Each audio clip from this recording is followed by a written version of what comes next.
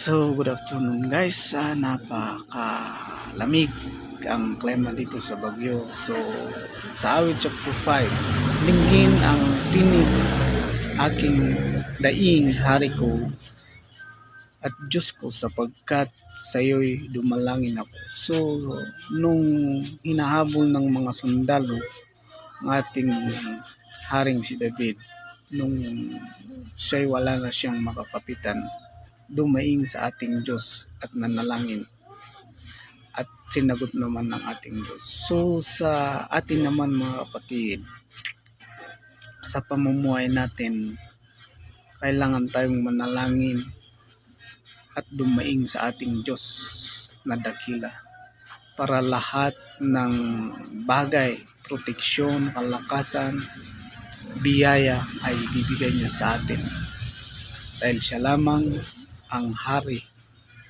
ng mga hari at Diyos ng mga Diyos.